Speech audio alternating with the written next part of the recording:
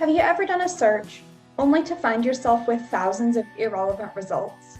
Or maybe you have wondered which of several similar keywords to choose. Hi, we are graduate students from the College of Information and members of the UNT Library's Ask Us team, and we would like to share a strategy that can help. Using Boolean operators and, or, and not, you can control the specificity of your search. The Venn diagrams represent three search terms and how they interact with each other using Boolean operators.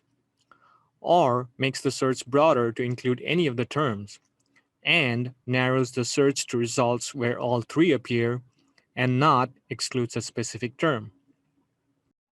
Start by entering one of your search terms. For example, climate change. Notice I'm using quotation marks, which tells the system to look for the two words together. When you connect your keywords with and, for example by typing climate change and sea level into the search bar, you will only get results that include all your keywords.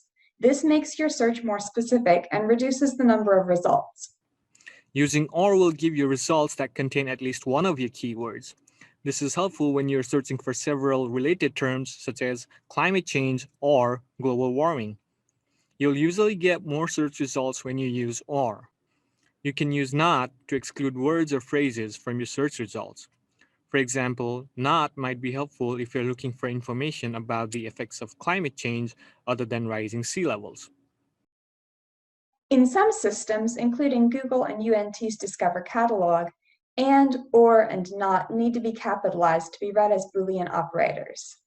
We hope you found this video helpful. Please feel free to check out our blog, Scholars Speak, and contact Ask Us if you need help with your research.